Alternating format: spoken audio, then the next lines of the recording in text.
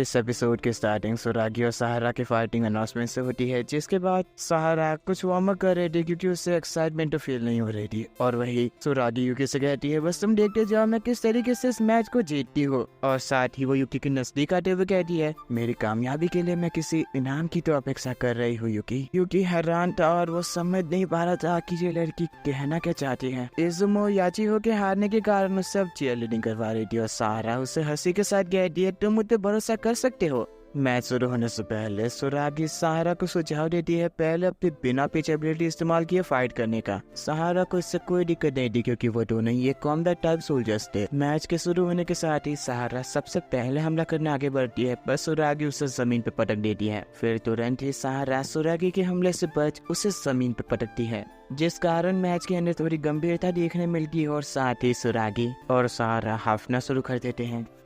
बस बहुत हो गया, अब मैं अपनी एबिलिटी इस्तेमाल करूंगी। इतनी जल्दी ऐसा अनाउंसमेंट को सुनने के बाद सुरागी थोड़ी हैरान थी, पर वो भी अपनी एबिलिटी इस्तेमाल करने को रेडी थी। याचिहो कमांडर से पूछती है तो फिर आपको क्या लगता है ये फाइट कब तक चलेगी। इजुमो को यकीन था ये मैच 3 मिनट में खत्म हो जाएगा। क्योंका को भी पता था कि ये मैच सिर्फ स्टेमिना के ऊपर डिपेंड रखता है। सुरागी अपने बॉडी साइज को बड़ा करती है, जिसे देख सहारा इम्प्रेस होते हुए अपने मैसिव एबिलिटी को 3 मिनट के लिए एक्टिवेट करती है। एक ऐसी एबिलिटी जो अपने यूजर को लिमिटेड टाइम के लिए एनहांसिंग पावर देती है। जितने कम समय के लिए अपनी एबिलिटी इस्तेमाल की जाएगी उसके मुकाबले उतनी ही ज्यादा ताकत मिलेगी। मैक्सिमम 6 मिनट तक वो अपनी एबिलिटी को इस्तेमाल कर सकती है, पर साथ ही इसका एक ही ड्रॉबैक है कि एक बार एबिलिटी इस्तेमाल करने के बाद दोबारा एबिलिटी इस्तेमाल करने के लिए 3 मिनट इंतजार करना पड़ता है। सहारा के पहले हमले से सुरागी बच नहीं पाती, पर दूसरी बार जब वो हमला करने आगे बढ़ती है तो सहारा सुरागी के बरकत का फायदा उठाते हुए उसके हमलों से आसानी से बच रही थी। और सहारा इतनी तेजी में कई सारे पत्थर सुरागी की ओर फेंकती है। सुरागी उन्हें डॉज कर रही थी, उस दौरान सहारा उन पत्थर के बीच छिप सुरागी के ऊपर हमला कर देती है। सुरागी को इस तरीके से हारता देख यूकी को उसके लिए चिंता हो रही थी, पर सुरागी यूकी का ऐसा चेहरा देख सोचती है ऐसा तो लुक मत दो मुझे। सहारा सुरागी को हार मानने के लिए कहती है, पर सुरागी इसके लिए बिल्कुल राजी नहीं थी और मन ही मन वो सोचती है मैं जीतने के लिए कुछ ज्यादा ही डेस्परेट होती जा रही हूँ। सुरागी को उसके हाई स्कूल के दिनों की बात याद आती है जब उसके दोस्त सिर्फ बॉयफ्रेंड्स को लेके ही एक्साइटमेंट में रहा करते थे। उनका यही मानना था कि प्यार सबसे बढ़िया चीज होती है, पर सुरागी को इनमें कोई दिलचस्पी नहीं थी और उसका तभी से सपना था डीमन डिफेंस फोर्स को ज्वाइन करना, ताकि वो माटो में जाए और रोज नई चीजें कर सके और बोरियत जैसी कोई चीज उसकी जिंदगी में ना रहे। पर आज वो यूकी को दिखाना चाहती है कि वो जीत के ही रहेगी। सहारा उसे सुझाव देती है अपने बॉडी साइज को छोटा करके थोड़ा कोशिश करके देखो, शायद जीत जाओ। जिसके जवाब के तौर पे सुरागी अपने बॉडी साइज को मैक्सिमम लिमिट से भी ऊपर साइज अप करती है, जिसे देख सभी की हैरानी और ज्यादा बढ़ चुकी थी। सहारा के ऊपर सुरागी गिर चुकी थी और वो अपने बचाव में कुछ सारा चीजें भी नहीं कर पा रही थी। सुरागी उसे अपने हाथों में पकड़ लेती है क्योंकि अब वो उससे भाग नहीं सकती। उसे जमीन पे पछाड़ने के बाद वो रेफरी से कहती है तुम अब काउंटडाउन शुरू कर दो। नहीं खुश हो रही थी क्योंकि अब ये सुरागी की जीत हो सकती है, पर अचानक वो अपने पैरों के ऊपर खड़ी हो चुकी थी और याचिहो कहती है तुम्हें क्या पता है ये उसकी एबिलिटी है। लड़ाई के दौरान अगर वो बेहोश भी हो जाती है तो फिर उसकी एबिलिटी उसके शरीर के ऊपर हावी हो जाएगी और अपने मैक्सिमम किलिंग इंस्टेंस के साथ आसपास मौजूद सभी लोगों को वो मार डालेगी, चाहे इससे कोई फर्क नहीं पड़ता वो दोस्त हो या फिर दुश्मन। इसी में आगे आते हुए सहारा सुरागी की कॉलर को पकड़ उसे दूर फेंक देती है, जिस दौरान सुरागी ठगी होने के कारण अपना बचाव भी नहीं कर पा रही थी और अब तो उसके लिए हिलना मुश्किल हो चुका था। रेफरी अनाउंस करती है इस मैच को सहारा ने जीत लिया है। उसी के साथ सहारा की एबिलिटी का टाइम आउट भी हो चुका था। नेई और यूकी सुरागी की चिंता कर उसके नजदीक आते हैं, तब तक रेफरी ने उसकी चोटों को हील कर दिया था, पर मैच के दौरान उसके कपड़े भी फट चुके थे और सुरागी दुख के साथ कहती है तो मैं हार गई।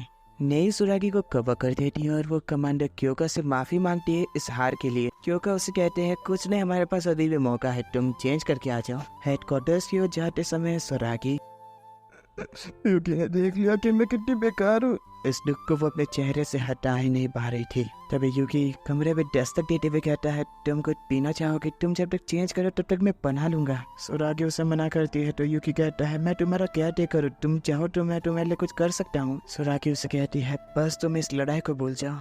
यूकी उसे कहता है वैसे लड़ाई इतनी भी बुरी नहीं थी। क्या सच में? सच कहूं तो आप दोनों की रेसलिंग देखने के बाद मेरी उम्मीदें और बढ़ चुकी थी। हाँ, उस बेवकूफ के साथ मैं और थोड़ी देर खेलना चाहती थी, जिससे सुरागी को खुशी मिलती है और वो यूकी से कहती है क्या तुम अपनी आंखें कुछ पल बंद रखोगे? कमरे के बाहर आते हुए सुरागी युकी को चूमती है, जिससे कारण युकी घबराते हुए पीछे हट जाता है। मैंने कहा था ना आंखें बंद रखनी है, फिर भी पर ये सब तुम कर क्यों रही हो? सुरागी उससे कहना तो चाहती थी, पर वो कुछ सोचने लगती है और वो युकी से कहती है, बस ऐसे ही एक और शौक लेना चाहती थी ताकि पुराने वाले को भूल सको। फिर भी ये कुछ ज्यादा ही अजीब नहीं था। फिर वो कमरे में जाते समय सोचती है, मैं उसे अभी कन्फेस नहीं कर सकती, बस मैं अपने आप को पहले साबित कर लूं। बैटलफील्ड पे नहीं, आसपास के एरिया को सर्च कर कंफर्म कर रही थी कि यहाँ कोई खतरा तो नहीं है ना। पर उसे 2 ह्यूमनॉइड सुगी दिखाई देते हैं, जिनमें से एक समझ जाता है उनके ऊपर नजर रखी जा रही है और वो गुस्सा करती है, तुम अपने आसपास के लोगों को बता दो, एक बड़ी जंग का निर्माण होने वाला है। नए को घबराहट होती है और क्यों का उसे पूछती जा रही थी, बताओ क्या हुआ? सुकीस का बड़ा चुन हमला करने के लिए आ रहा था, पर गिना उन्हें बेफिक्र होने को कह दिया क्योंकि बैरियर तो काफी मजबूत है। रेनियर नाम का ह्यूमनॉइड सुकीस सामने आते हुए अपने एक ही वार में बैरियर को तोड़ देता है, जिस कारण परिस्थिति गंभीर हो चुकी थी और क्यों का इजुमो ने की जरूरी रिपोर्ट सुनने और सभी नॉन कॉम्बैटर्स को हेडक्वार्टर्स ले जाने के लिए कहती है। क्योंकि आगे बढ़ते हुए सबसे पहले एक सुकी को मार देती है, जिसके बाद सुरागी और युकी भी उन्हें ज्वाइन कर चुके थे। सुरागी अपने बॉडी के साइज को मैक्सिमम कर सभी सुकीस के ऊपर काफी भारी हमले करती है, पर वो अपने बैग को साथ में कवर नहीं कर पा रही थी, इसलिए सहारा उसकी बैग को कवर करने में टीम वर्क की तरह मदद करती है। रेनियर से फाइट करने हिमारी आती है, पर वो उसके थंडर पावर के सामने मरने ही वाली थी। याचिहो ने अपने टाइम को रिवाइंड कर उसे बचा लिया था। उसके चेहरे की थकान देख हिमारी इस बारे में समझ जाती है, पर याचिहो उसे इशारा कर दिया और वो अकेले ही इस रेनियर को संभालने वाली थी। रेनियर उसे कहता है, तो फिर तुम्हें पहले ही पता चल चुका था हमला कहाँ होने वाला है। याचिहो गुस्से में उसे बस मारना चाहती थी। हिमारी कमांडर क्योका के पास जाकर युकी के ऊपर राइड करने की बात करती है, जिस कारण युकी को काफी हैरानी थी क्योंकि उसने आज तक कभी 2 मास्टर के साथ ट्राई भी नहीं किया था। पर क्योका उसे कहती है, तुम मुझ पे भरोसा रखो, ठीक है हिमारी, हम ये चीज करेंगे। क्योका के मन में बस एक ही बात चल रही थी, अगर हम दोनों साथ में युकी को इस्तेमाल करें तो फिर शायद कुछ नई ताकतें मिल सकती है युकी को। Eternal chain slave war cloud, एक नया अवतार। क्योंकि उससे पूछती है, तुम कैसा महसूस कर रहे हो युकी? अपने अंदर ऐसी ताकत महसूस करने के बाद युकी को एहसास होता है कि अब शायद वो उस पहले ह्यूमनॉइड को हरा सकता है। अपनी सभी ताकतों को एक बिंदु पे केंद्रित कर युकी को रहता है, जिससे होने वाले ब्लास्ट को देख क्योका ने तो इस ताकत की हद तक कल्पना भी नहीं की थी। पर हिमारी चिंता करते हुए कहती है, याचिहो का क्या होगा? क्योंकि उसे बेफिक्र होने का कहती है क्योंकि इजुमो जरूर इस सबको संभाल लेगी। ने इजुमो को रिपोर्ट कर दिया था बाकी 2 ह्यूमनॉइड सुकीस के बारे में, जिसे संभालने के लिए इजुमो निकल चुकी थी बैटलफील्ड की ओर। पर गिना कुछ ज्यादा ही घबरा रहे थे क्योंकि वो दोनों कमांडर को फाइट करते हुए देखना चाहती थी। उसको इस तरीके से रोता देख नहीं उसे कहती है, तुम मेरे कंधे पे हाथ रखो, मैं तुम्हें बैटलफील्ड के हालात दिखा सकती हूँ। बैटलफील्ड में क्योका अपनी साधारण तलवार से सुकीस को एक ही बार में मारती जा रही थी। साधारण तौर पे सुकीस को मारने के लिए या तो पीच एबिलिटी नहीं तो फिर खास तरीके की वेपन्स का इस्तेमाल किया जाता है, पर सिर्फ एक ही एक्सेप्शन है कमांडर क्योका। उन्होंने अपनी पीच एबिलिटी के ऊपर भरोसा न रखते हुए अपनी तलवारबाजी की मास्टरी हासिल की, जिससे वो सुकीस को एक ही वार में खत्म कर सकती है। वो वाकई कमांडर बनने के लायक है। उनकी अदाएं देखने के बाद कहना खुशी से खोली नहीं समा रही थी।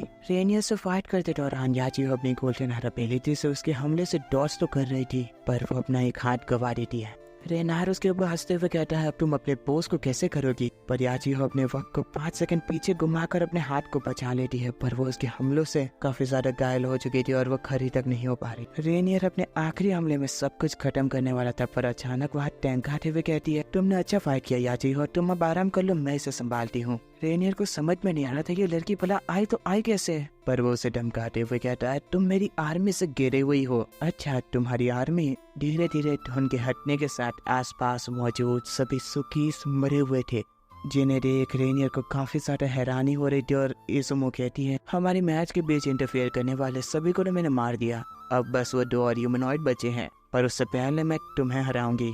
रेनियर सोचता है अब तो मजा आने वाला है।